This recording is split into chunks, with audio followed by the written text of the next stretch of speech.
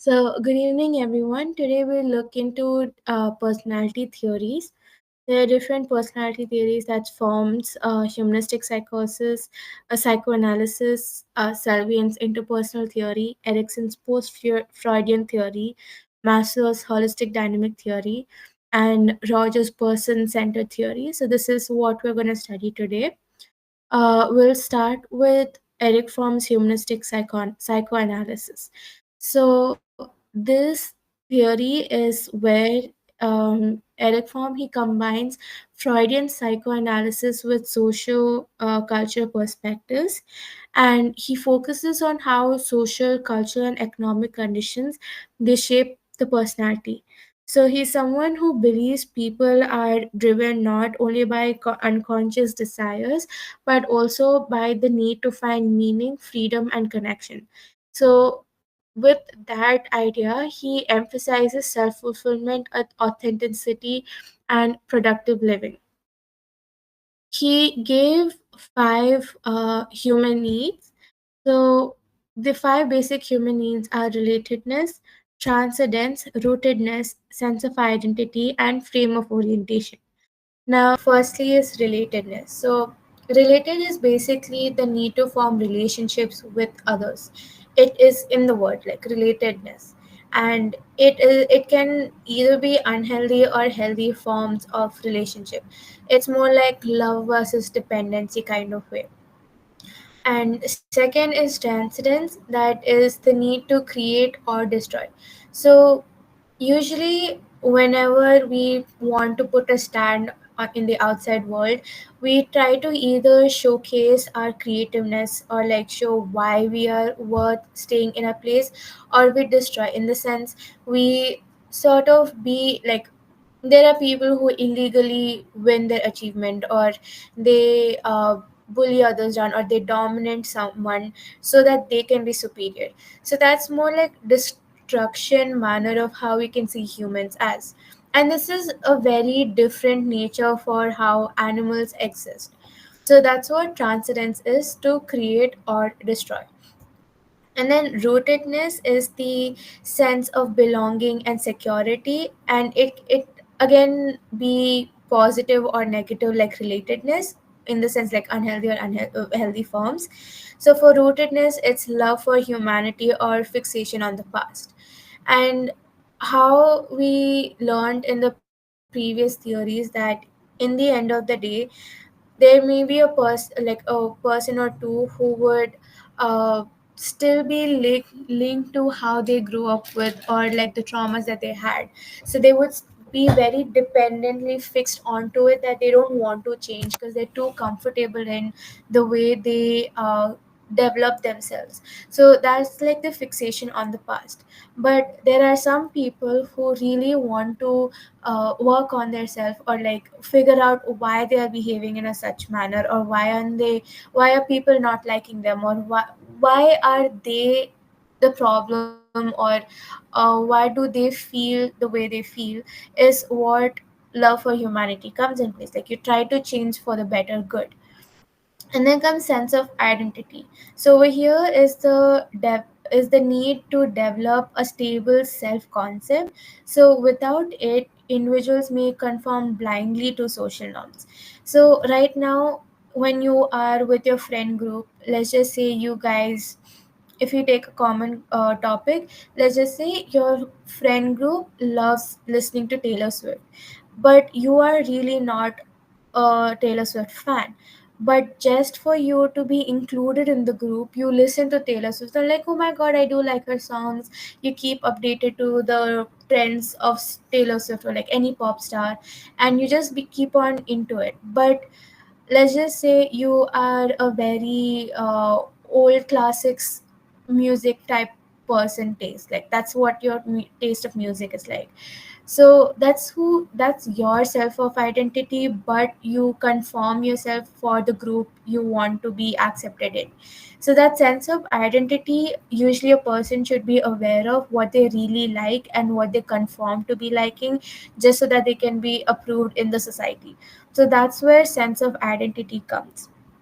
And lastly is frame of orientation.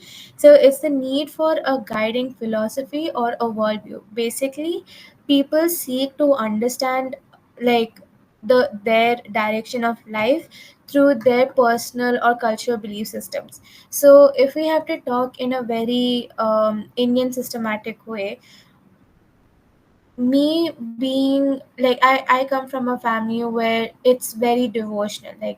Uh it's not it like I come from a home where anything good happens, we go like, oh, because we prayed or because I did this fast, that is why this happened. So that's how the mindset in my family goes with. And I have grew up with the superstition of jinx. So if anything good happens, I immediately go like, touch wood, like I hope it goes this way, nothing wrong happens. Or like if something bad happens to me, like someone put nazar on me. So this is how I grew up, this is my belief system. And many people might disagree to it, maybe that's something very stupid for them, but for me it isn't, because that's my cultural belief system and their cultural belief system can be something else. And when it comes to personal, it could be the environment or the type of people I grew up with. If I'm just in a very family area, I have a sibling, I know the whole idea of like sharing the little fights you have with the siblings, and it is necessary to share with people or how to talk to other people. That's the way I grew up on understanding, okay, this is how I need to interact with other people. Whereas I have friends who are like single born child, or they are more independent because both parents are working, or they had to grow up in a manner where they had to be independent and mature in a really young age. So I may not understand their way of coping style, or their way of orienting themselves on how they are as a person. So everyone has their difference in their personal and culture belief system, and it just gives a small brief of idea on how they direct themselves throughout their lifestyle. So till here, did everyone get human needs? Okay, I'm assuming that's a yes. Moving on with the burden of freedom. Now, Fromm argued that while the modern society grants individuals for more freedom than in the past, but sometimes give the more the freedom it is, it can sometimes be a little overwhelming. So when it comes to overwhelming part, people may struggle with feelings of isolation or maybe insecurity, which leads them to adopt a very unhealthy mechanism for escapism. And those are authoritarianism, destructiveness, conformity, or positive freedom. So, authoritarianism is the tendency to submit to a powerful authority or to dominate others. This is very much related to the whole ideology of creativity or destruction, but we're looking more in the negative side. So, this can take a form of extreme obedience or the desire for control over others. Second comes destructiveness. It's basically the impulse to eliminate the perceived threats or frustrations. When people feel powerless, or they may resort to aggression or violence. So, when something doesn't go their way, like let's just say you have very high authoritarianism, you take control of somebody, but they don't listen to you, you get really angry and frustrated. So, you make your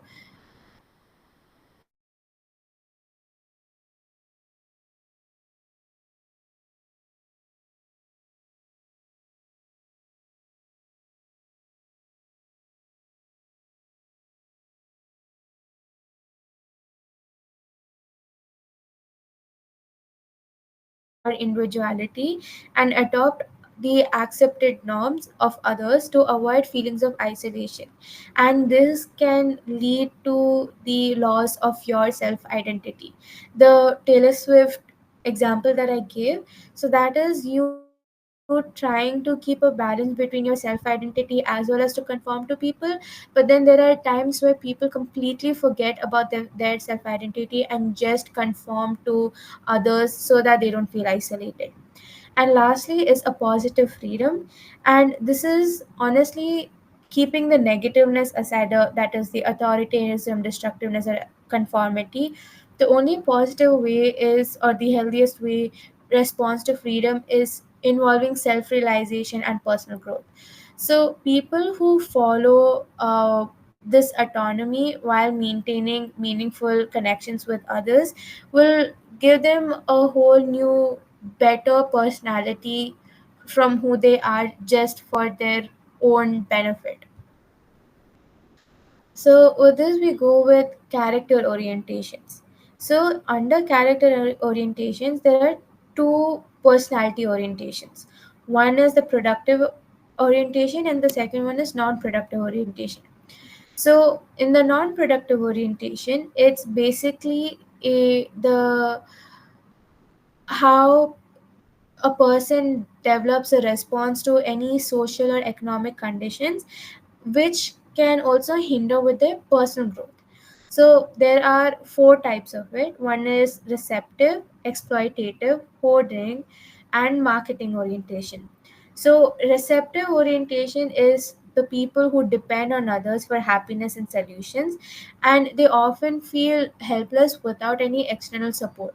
It's like if we have to uh, it's like being very dependent on an ex person, and if you don't get any response from them you feel very helpless, you feel very neglected, and then you isolate yourself. So that's how receptive orientation is. Like you don't have the strength to think for yourself, but you depend on others thinking for you. That will lead to exploitative orientation. It's where people like the people who take from others through manipulation or force rather than creating their own success. So this is again like very similar to how destruction works. So you manipulate others, you just dominate others so that you gain your success. You don't do it because of the creativity that you have. You dominate others, you get their fear, you use their fear, you manipulate that, and then you create your own success. So that's how exploitative orientation is like. Then comes hoarding orientation, is where people focus on possession, status, or like even emotions of fearing loss or change. Like it's like they have this one specific flow, and if that flow destructs like a little bit, they can't. They lose themselves. They just like feel they feel that everything has gone to loss. And lastly comes marketing orientation, is where people adapt their personalities to social expectations, and they treat themselves like commodities rather than embracing an authentic self. This definition or this uh, uh, type of outcome is what I've been saying for um, both conformity and sense of identity, which came under human needs and the burden of freedom. In the end of the day, you need to know who you are, but the more you conform to others, the more you lose yourself and the more you don't know who you are. So that's what marketing orientation basically explains. And the second type of orientation, or like the outcome, is the productive orientation. This is literally the opposite of non-productive. So it's the ideal character type, a productive person, a self-directed person who is very independent and capable of loving relationship. And these type of people can like actively engage in meaningful work, they embrace their freedom, they live according to their true values but not rely on someone else. They rely on themselves, they're very independent. So this is character orientations. And lastly, we go with personality disorders. So, Fromm also examined like various extreme psychological dysfunctions, which is related to the way a person sees themselves or like how they conform with others. So one is necrophilia, that is a fixation on death, destruction, and decay. And individuals with necrophilic tendency, they may be drawn to like violence, destruction, or any lifeless structures. Second is malignant narcissism. So it's an extreme form of narcissism where individuals view themselves as superior and devalue others. And it's not a healthy like unlike like healthy self-esteem that people usually have. These type of narcissists usually lack with empathy and exploit others for personal gain. And when we talk about the exploit others from personal gain, we can, like, what comes in your mind? For me, it comes as exploitative orientation, and exploitative orientation comes under character orientations. Like, he linked these personality disorders with the theory that he had talked on. And lastly is insidious symbiosis. So it's an excessive emotional attachment to one's family, often resulting in dependence and an inability to develop a separate identity. And this can lead to difficulties in forming healthy adult relationship. And when I think about this personality disorder, it takes me back to the idea of receptive orientation combined with marketing orientation.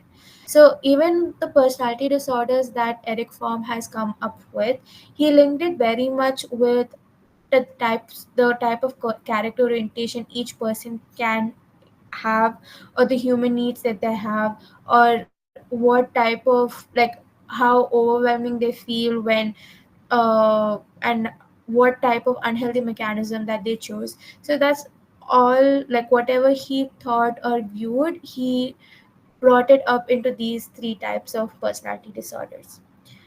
With this, we come with the end of Eric Fromm's theory. Does anyone have any doubt, something I need to repeat or like give more examples on? Hello, ma'am. Yes. Ma'am, I Yeah. lost for a while, so I missed the necrophilia explanation. Could you please repeat for that? Okay. So necrophilia is basically, um, you have a fixation on very lifeless structure base, meaning like death, destruction, or decay. And they usually, people with necrophilia tendency, it's a personality disorder, and people with that tendency, they are very much drawn to like violence and destruction. Is that understood? Okay. Okay. So, can I move on to the next personality theory? Okay. So, the next one is Harry Stack Sullivan, and he came up with the interpersonal theory. So, interpersonal theory emphasizes on the interpersonal relationships in shaping personality development and psychological well-being. So, if you have to take Freud, he focused on the inter-psychic conflicts, which were. Do you guys want to tell what the inter-psychic conflicts were? Anybody? Like, it's okay if it's like right or wrong.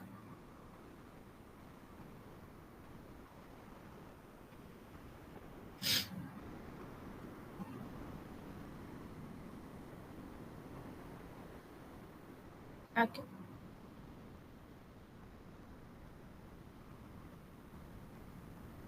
One second.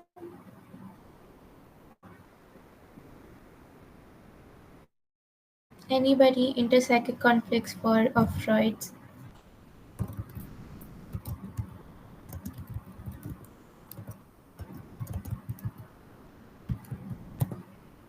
Okay, so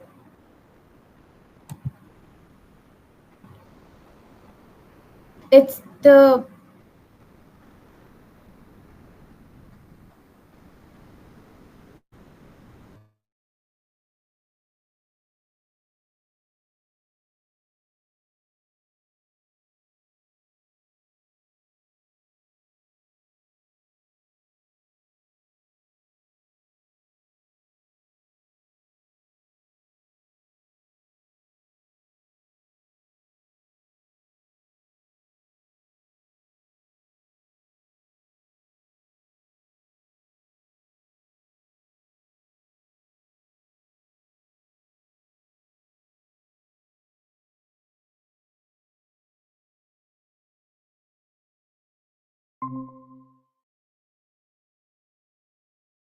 Sorry about that. 1 second.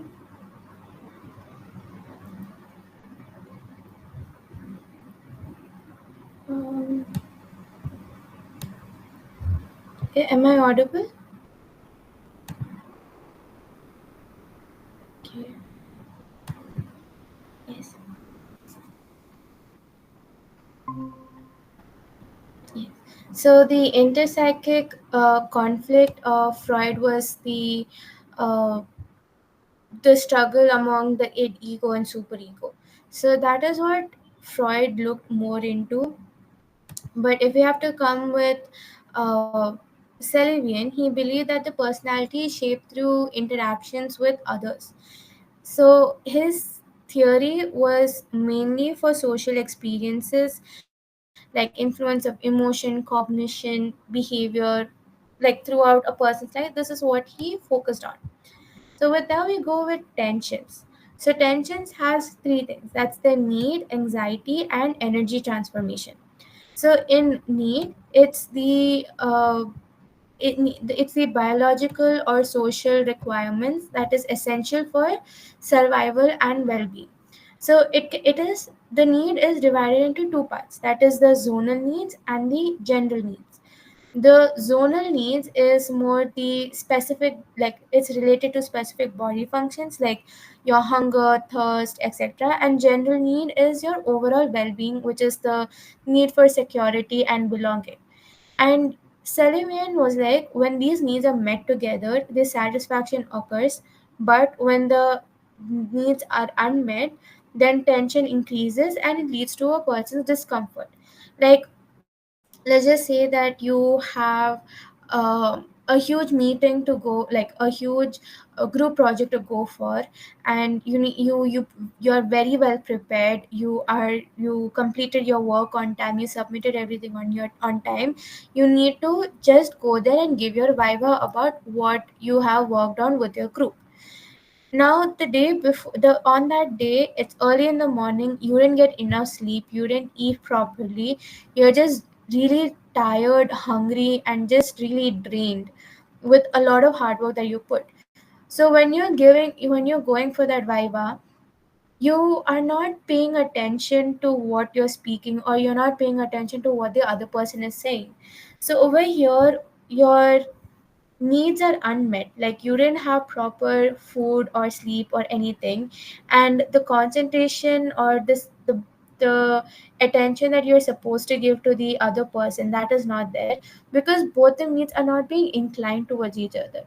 But if we have to shift the scenario where you are well rested, you ate a proper full breakfast, and then you went for viva, you aced your viva, the needs are met, so your satisfaction is there.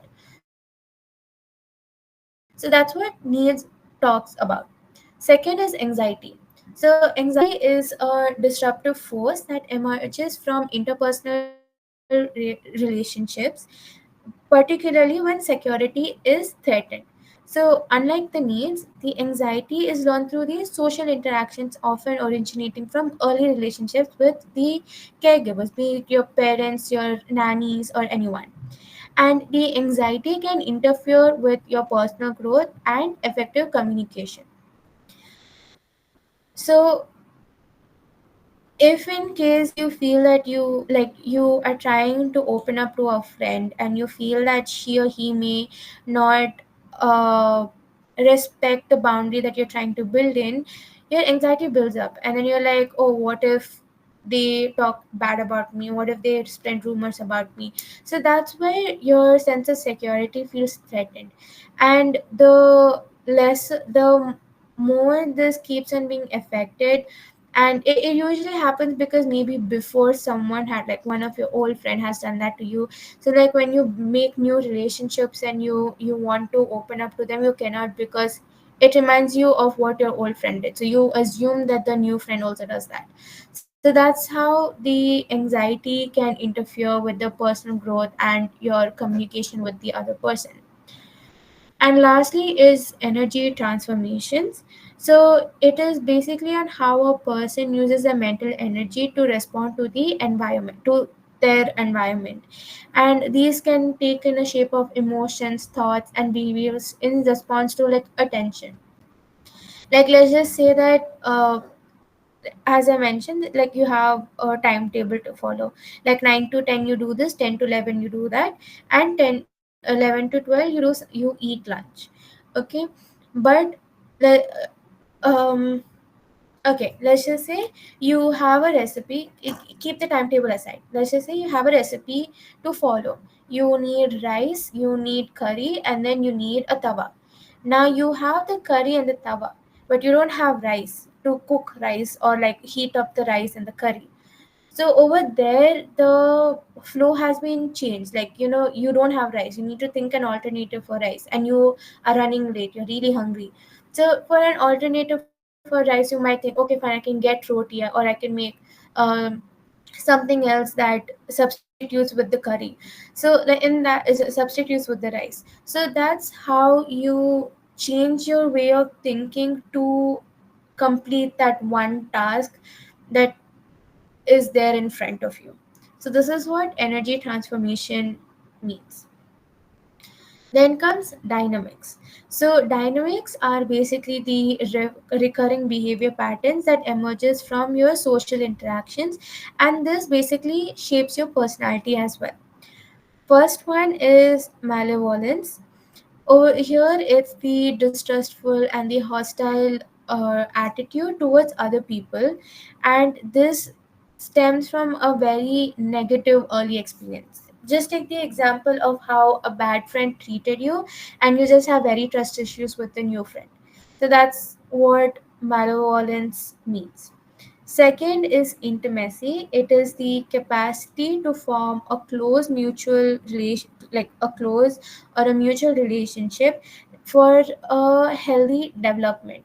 And sometimes relationships can be healthy and unhealthy, but there is a way or maybe a shift of thought for a person trying to develop a healthy relationship, because who wants an unhealthy toxic relationship, right? And third is lust. It's a purely biological drive focused on sexual gratification, distinct from intimacy. Intimacy and lust are two different things. Lust is more biological drive, and intimacy is more like a needful drive. And lastly is self system. It's a complex structure of behaviors and attitudes that help an individual avoid anxiety and maintain self esteem. So it is just to try to focus on what your idea, like what your morals and values are, so that you can maintain your self esteem. And the more you are um, stubborn about it, it can lead to a chance where you are capable of avoiding anxiety. So till here, does anyone have any doubts or anything you want to ask?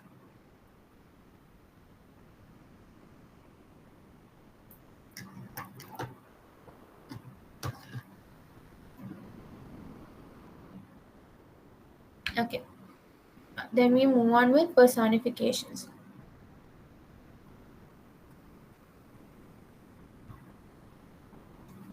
So personifications are mental images of individuals from about themselves, and others are based on early experiences. So the main thing about Sullivan is how we shape ourselves with by interlinking it with our early experiences is what his entire personality theory is about, because that's what you keep on hearing about. You hear about individual about themselves and their early experience, themselves and their early experiences. So in personification, he mentioned how certain early experiences influence their future relationships. So first one is bad mother, good mother.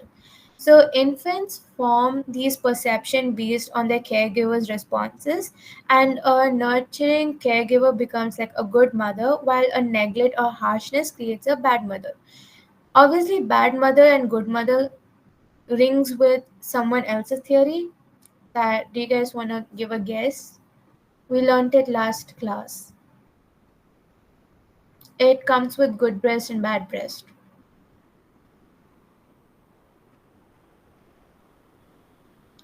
It's okay. So it's it was Klein's theory who had a similar uh what do you say, similar ideology about the whole mother, good mother, bad mother thing.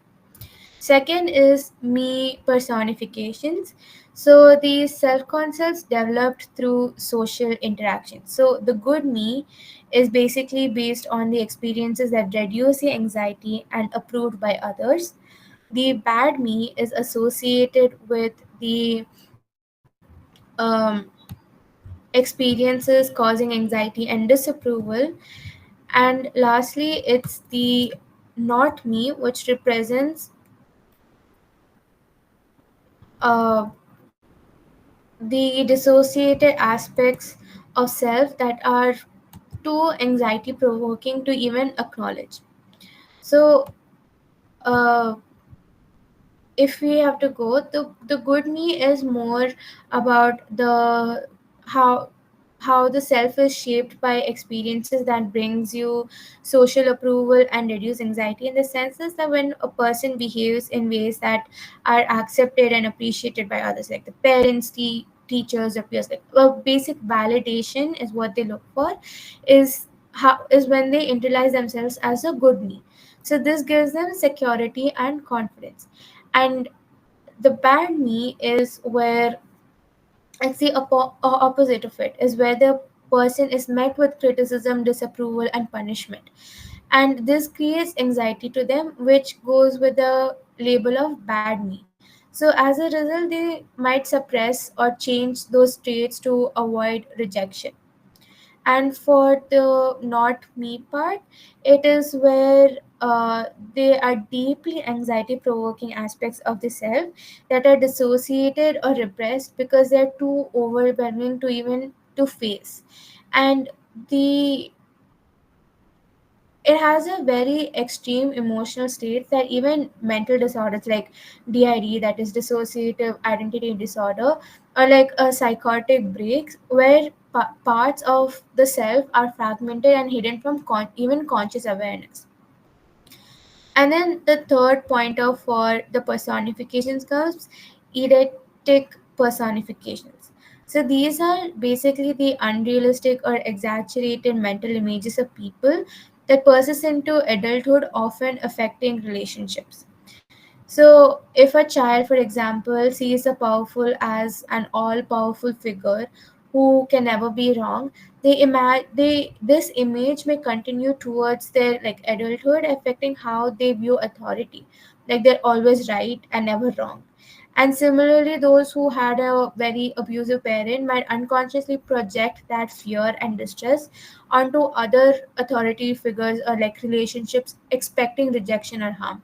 So this is basically them not being able to move on from their negative early experiences. And this we talked on about this in the dynamics, that is malevolence part of it. With this, we go with the levels of cognition. So there are three levels of cognitive development that influences how individuals perceive their reality. So first is prototaxic level. It experiences are fragmented and they lack logical connections, like infancy. They don't know what's going around them. They don't know what the parent is saying. They don't know why they're acting that way because they're just a baby. And then there is parataxic level. So over here, the events are misinterpreted based on personal biasness, and it's very common in early childhood. So the parataxic disorientation, it usually leads to faulty assumptions in relationships. So you know how like kids are really stubborn and they think that nobody likes them if they have like another person in the state. So they always be in denial, or they don't understand because they're still immature enough to not understand. And that would lead to a lot of assumptions in the relation, like parent child relationship, that could lead to like further negative consequences. So this is like, when a parent sits and understands their child, that's when it can be resolved. But if it is just left like that, then that assumption would lead to a very negative, unhealthy relationship between the two. Then comes syntactic level. It is more of a mature, logical, and reality based thinking, which allows effective communication with the other person. So it's just how from like a baby to being a mature adult, how the development grows, like the cognitive development grows, is what Sullivan was trying to showcase. And to understand that more, he explained it through 7 stages of development by, like, shaped by interpersonal relationships. So in infancy, that is 0 to 2 years, the child learns about the world through interactions with like caregivers. That's firstly would be parents, but if they are with some like maid or like a nanny or someone, it would be them. And the quality of early relationship shapes their later security and anxiety. Then comes childhood, which is 2 to 6 years. So this is more of their language and socialization development. And over here, they create self, like the children create self concepts like good me and bad me kind of versions about themselves with the validation they get from their caregivers. Then comes juvenile era, that is 6 to 9 years. Over here, the peer relationships become central, and teaching cooperation and social norms is what is really taught for among children, so that they try to respect others or like not belittle anyone. Just like an early stages of structuring their personality or how they have to be as a person. Then comes pre-adolescence, that is 9 to 12 years. And over here it's like deep friendships emerge, they lay a foundation for later intimacy. They're just like, trying to build up different types of relationships, learning how things go, learning different types of people at like a very young age. And with that comes early adolescence as 12 to 14 years. Over here, the need for sexual expression arises, but like relationships may still be egocentric. So, since they're still kids, they are understanding, oh, I'm a girl, he's a boy, this is how it works, this is how we should be with different genders, etc. That's when they sort of like understand how everything works, and then they come to late adolescence, that's 14 to 21 years, where they go up with the mature romantic and intimate relationship forms, and they have increased self-awareness to what they want, what kind of people they want to associate, what kind of identity they want to showcase. It comes with late adolescence. And finally adulthood, which is not here, but it's like 21 plus years. It is when you finally seek love, you have the career fulfillment, you have a stable self-identity, and you just go with that flow. So with that, we are done with Sullivan. Does anyone have like any doubts or anything? Am I going too fast? Am I making sense?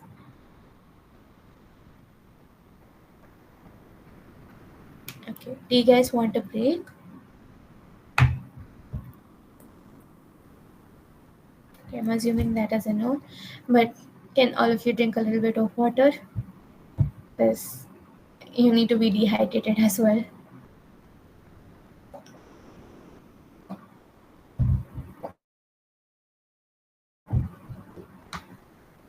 Okay. So moving on with the next theory, that is Erik Erikson. He came up with the post-Freudian theory. So basically, what the post-Freudian theory is, that Erikson expanded the Freud's psychoanalytical theory by emphasizing the role of social and cultural influences on personality development. Freud focused on the biological drives and early childhood, whereas Erikson introduced the concept of psychosocial development. And um, he argues that the growth continues throughout the life. like how we saw in the stages of development by Sullivan, how from infancy to adulthood, how a person shapes his self identity. That's what exactly, like, so similar manner Erikson was trying to showcase. And in his theory, it was based on the epigenetic principle, which is basically on how the personality develops through 8 sequential stages, and each representing a unique psychosocial crisis. So the ego in the post-Freudian theory was that, unlike Freud's, who viewed ego as a mediator between id and ego, Erikson saw that ego is positive and it's an adaptive force that helps individuals navigate their social challenges and maintain a sense of identity. So ego is not only a reaction, but it actively develops through interactions with the society. So first comes the society's influence. So the personality development is, as I mentioned, is shaped by the cultural, social, and historical context. And the social institutions like the families, schools, communities, or like the friend groups, they play a very vital role on shaping a person's identity and their values, right? Freud emphasized like the biological urges and how, like, you see something, you want the pleasure part of it, but Erikson was like, no, the social interactions a person has in every stage of their life gives them a sense of identity every stage of their life. So that's what Erikson was stressing on. Over here, the epigenetic principle would be the development that follows a predetermined sequence where each stage builds on the previous one. So the unresolved conflicts at one stage can lead to difficulties in the later on stages. So while the sequence is universal, individual experiences shape on how a person navigates each stage. So let's just say when you are a kid, abusive parents, so neglectful parents, you would go in like maybe at early adulthood, early adolescent stage. You would see relationship with your friends being very shaky because of how you been neglected by your parents. So that's how it has been affected, is what the epigenetic principle is telling. Then comes the stages of psychosocial development. It The 8 stages that I mentioned, that um, that presents the psychosocial crisis, is what I'll be talking on. So first is again 0 to 1 year old infancy, who comes with the whole idea of trust versus mistrust.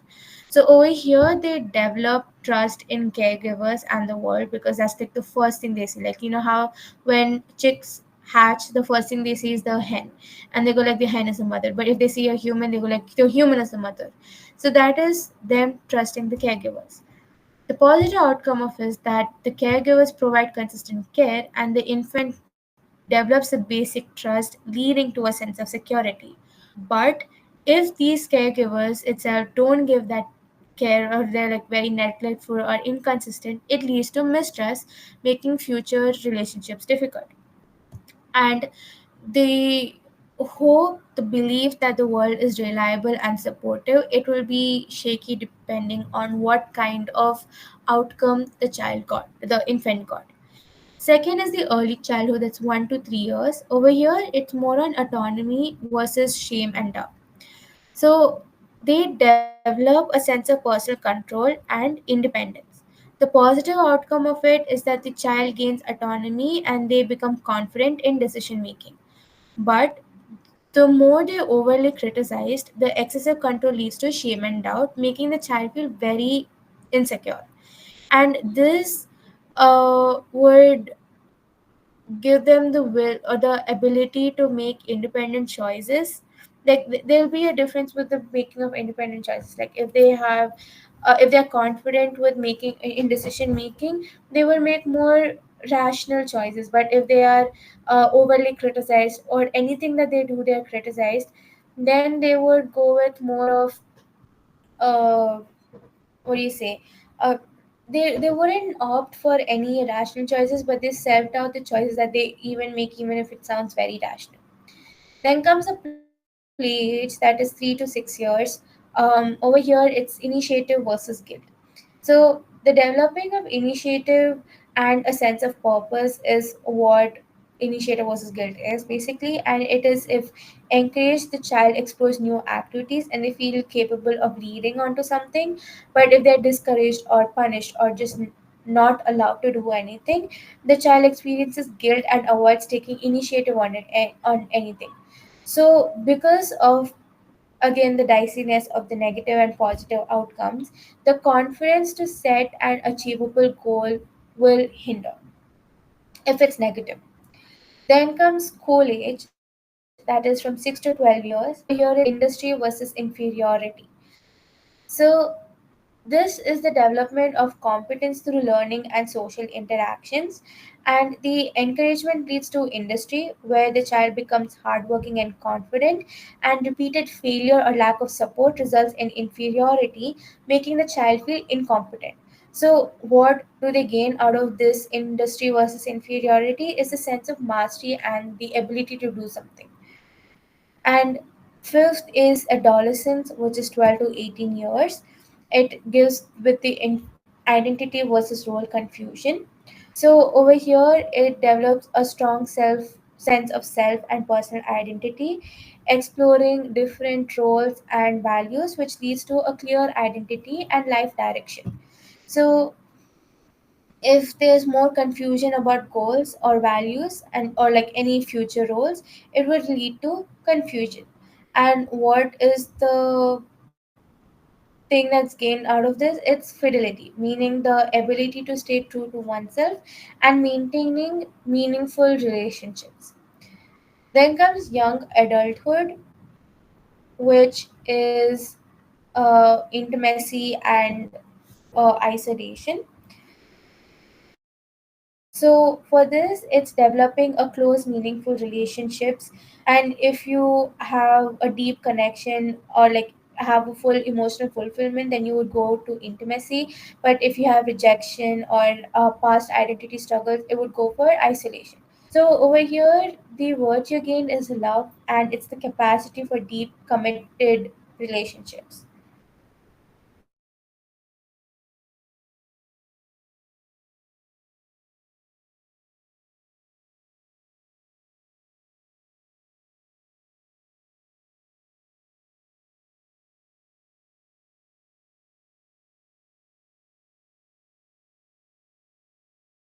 Unproductive or disconnected leads to stagnation. So this gives the like it showcases how a commitment to nurturing future generation, like the basic care that a person can give, is being showed in the adulthood stage. And lastly, the old age, that is 65 years, 65 plus years, that would be integrity versus despair. So over here, the reflection is on life with acceptance or regret, and the positive outcome is a sense of fulfillment that leads to ego integrity, where they feel acceptance to life's journey, but they also lead to regret and fear of death. That's the despair part of it. And the virtue gain would be the wisdom, and it's basically the ability to accept life's meaning and experiences. So, with this, we get done with Erikson's post-Freudian theory. Did everyone understand what it is, or like any part I need to, or any stage that I need to repeat, or something? These theories are really small. They have, it does sound very repetitive because all they are focusing on is how self development and how your past relationship affects your self development, or when you're trying to understand who you are or trying to create your self identity, those obstacles that comes in between, how you how you deal with those obstacles is basically what these three theorists explain on. So it does seem very overlapped, very similar, very, yeah, he also said this guy also said this. So it sounds very that like way, but that's how our theories are made. That's how we understand a human like human mind, which is very vast and very similar, but also very different because we all are brought up in different ways and different settings. Do you guys want like a small break? Because there are only two more left. That's Maslow and Rogers. We could take like a quick 15-minute break and then start again. Do you guys want me to continue? Put like a thumbs up if you want me to continue.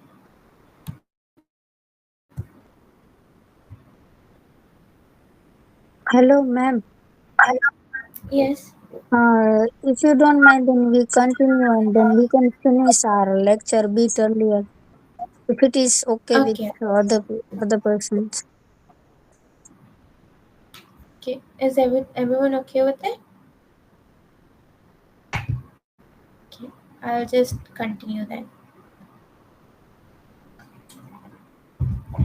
So next comes Maslow, the holistic dynamic theory. So Abraham Maslow, he came up with holistic dynamic theory, which focuses on human motivation and self-actualization. So it was emphasizing. He emphasized on personal growth and fulfillment. And again, over here we have the comparison between Freud and Maslow. So Freud focused on pathology, and Maslow studied positive human potential, and believed that people are inherently motivated to achieve their highest capabilities. So Maslow's view of motivation was, he proposed that motivation arises from an innate drive to grow and fulfill needs. So his theory highlights on the hierarchy of needs, and it's like the triangle that you guys may have come across, and it's where people must satisfy their lower needs before they progress to the higher ones. So the five needs, hierarchy of needs is physiological, safety, love and belongingness, esteem needs, and self-actualization needs. So the physiological needs is your basic survival needs like your food, water, shelter. The safety needs would be your security, stability, and the protection from harm. The love and belongingness would be your social connections, friendships, intimate relationships. Your esteem needs would be the recognition you get, the self respect and achievement. And lastly, the self actualization needs being reaching one's full potential and pursuing one's personal growth. All this very self explanatory, and the key idea for all of us is that people move in a sequential through these steps, but regression can occur if lower level needs are threatened. So you go with your psychological needs and then slowly you build up to your self actualization needs. But like if maybe your love and belongingness is hindered somewhere or the other, your self esteem reduces and your self actualization needs may not be fulfilled. So that's what hierarchy of needs basically explains altogether by Maslow. Then comes the additional needs beyond the hierarchy. So these are the main criteria on what he means by hierarchy of needs that every person needs. But he also adds in three other needs, that is the aesthetic, cognitive, and neurotic needs. So the aesthetic needs is basically the need for beauty, balance, and harmony, and they are found in those who appreciate art, music, and nature. It's like this is my aesthetic. I am a very dance girl core aesthetic. So that's what this is a very Gen Z term of explaining what aesthetic needs is, but in his idea, it was people who appreciate the whole art and music and nature of anything. Then comes cognitive needs is the knowledge, exploration, and understanding, like how intellectual you showcase yourself. So, like it's usually strong in scientists, philosophers, or intellectuals. Basically, how smart you are, you want to put in your knowledge. People would like look at you and go like, "Oh, she or he is a smart person." So that's what cognitive needs look into. Then comes neurotic needs is the non-productive needs that arise from insecurity and emotional distress. So it is like seeking excessive approval due to unresolved self-esteem issues. Now remember how I said love and belongingness is basically you getting validation. Sorry, not loving. So for safety needs, you need security and stability, or like protection from harm. And basically, love and belongingness is if you feel neglected, or if you don't get validated in that, you feel like nobody wants me, I feel isolated, I am lonely. So when that happens in the neurotic needs, you tend to strive for that validation to an extent that maybe it just like you go like, oh, I can't do this anymore because I'm not getting any approval, I feel sad, I feel isolated. So that's what neurotic needs is. So unlike other needs, neurotic needs does not contribute to the growth, and it can lead to a psychological dysfunction. Then comes self actualization.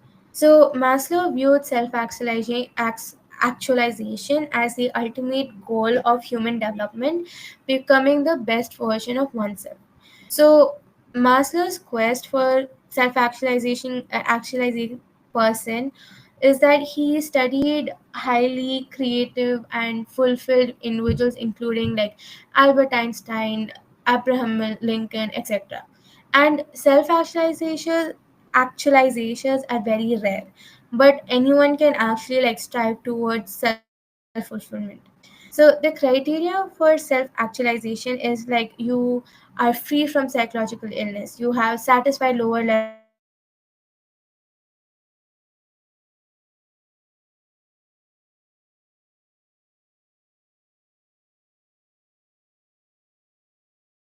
acceptance, you have how a perfect person is looked as.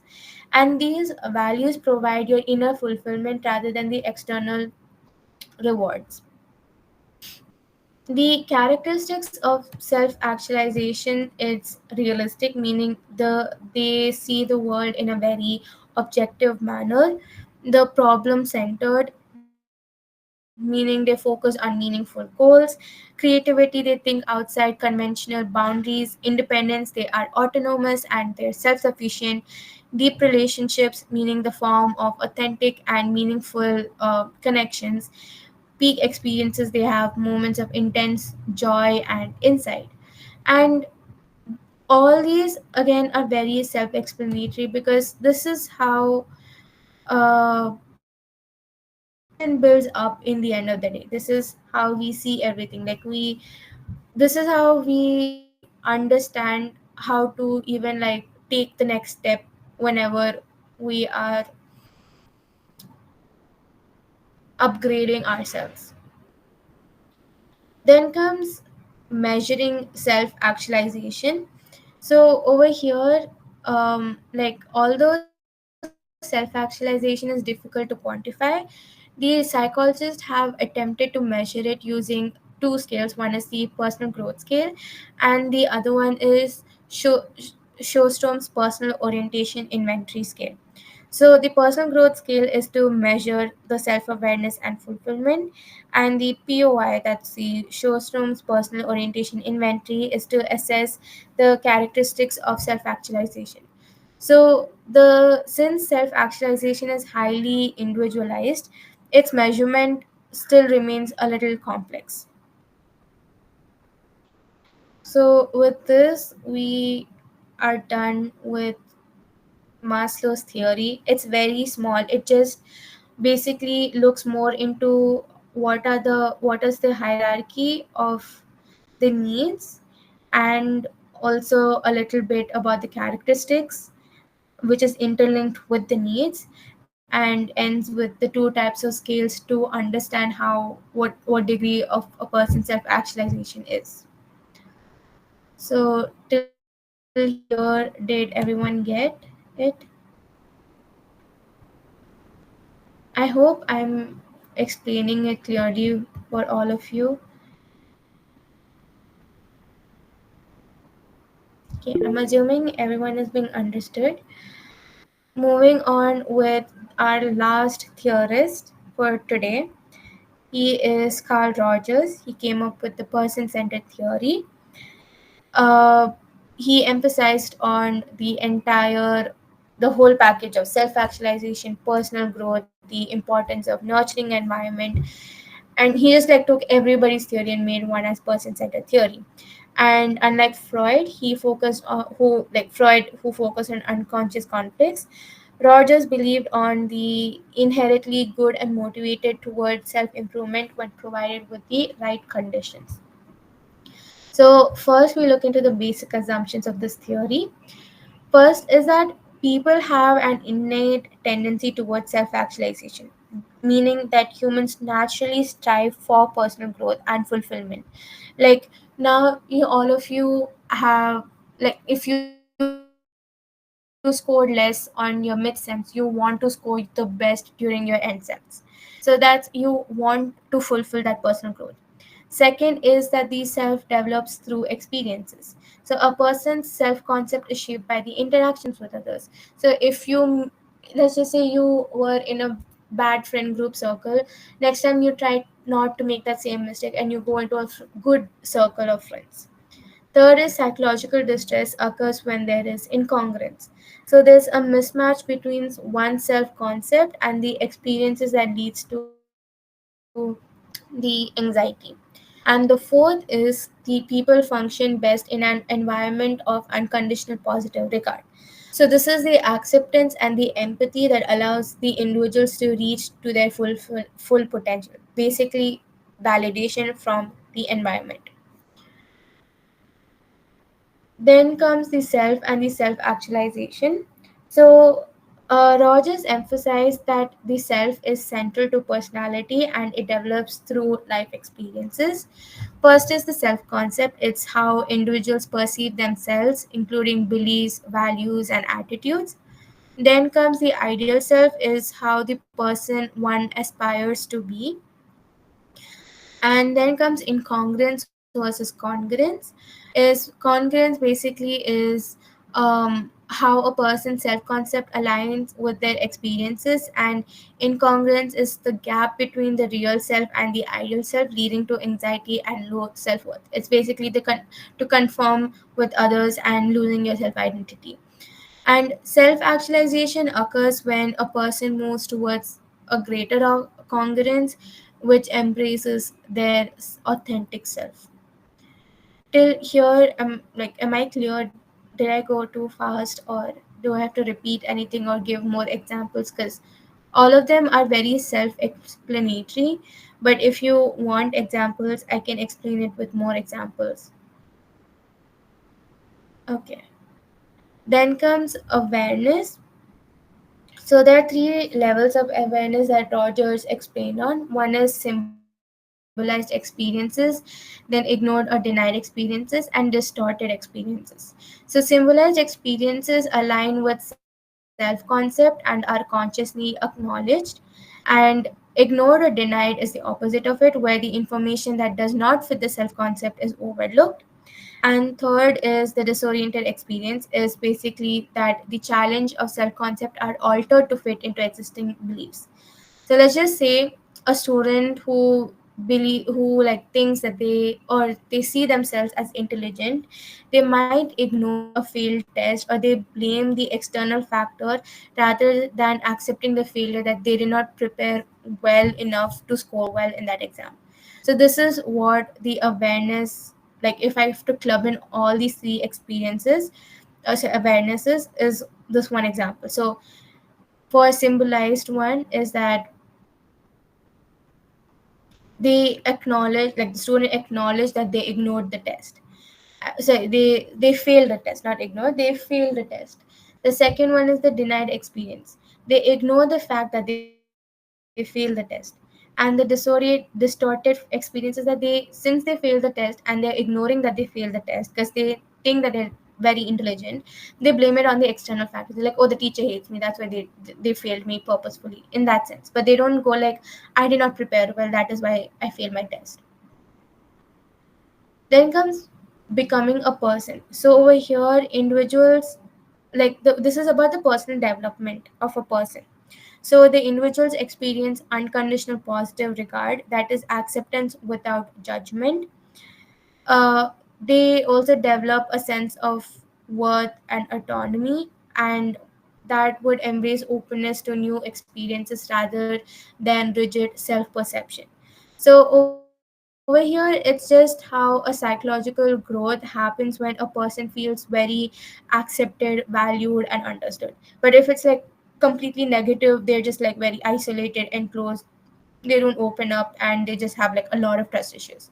So it's just how a personal development comes in place altogether.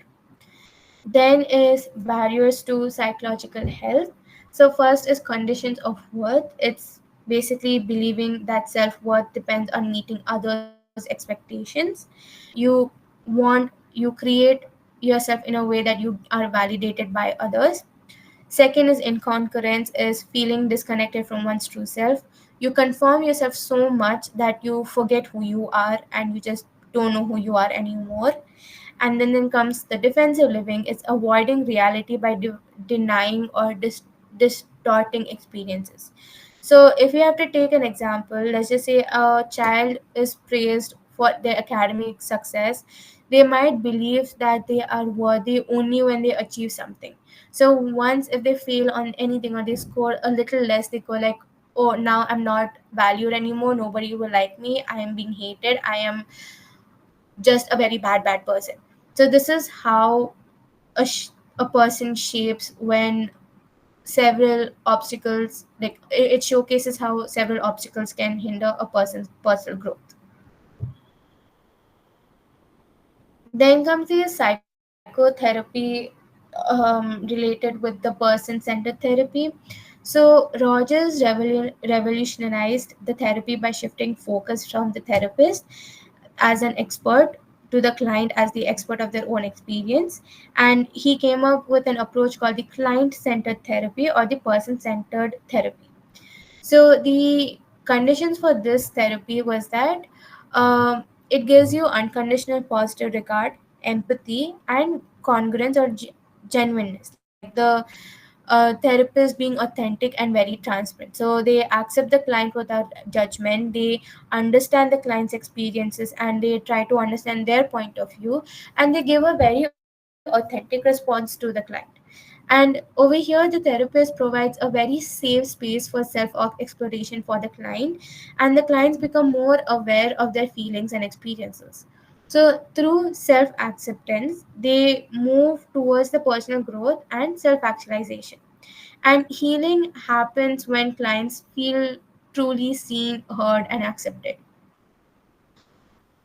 And with this, we go with the whole idea of the person of tomorrow and the philosophy of science. So, Rogers believed that the psychological healthy individuals exhibit qualities of the person of tomorrow, which means their openness to experience or they're living in the present. They trust in the inner experience. They have a very unconditional self acceptance. Like they represent a fully functioning individual who embraces authenticity and self growth. And whereas if you have to bring the philosophy of science to it, there's like Rogers challenged traditional scientific methods in psychology by saying that a subjective or experiential approach is rather than rigid experimental control. So basically, the importance of personal narratives and the lived experiences in understanding a human nature is what he was trying to portray. And this focus of human potential is needed rather than the pathology that Freud kept on talking about. So his main key idea was that science should prioritize human experiences and personal meaning rather than just like any measurable behaviors and just like labeling it. So with this, we come to an end of today's theories. Does anyone have any doubt? Again, a list of assigned like questions would be given in MCQ format. I hope the previous MCQs was beneficial for all of you. Today also you'll get the same set like of different questions for these theories. Do you guys have any doubts? Anything I need to repeat?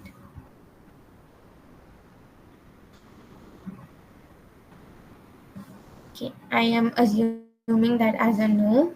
I hope I am making sense and I'm making the concepts easy and clear. If anyone has any doubts, do reach out to ma'am, Ria ma'am, and I can help in clarifying any doubts, even when you're like studying or anything. So, thank you so much, everyone, and I hope you have a nice day and study well. All the best. Thank you. Bye bye. Good night.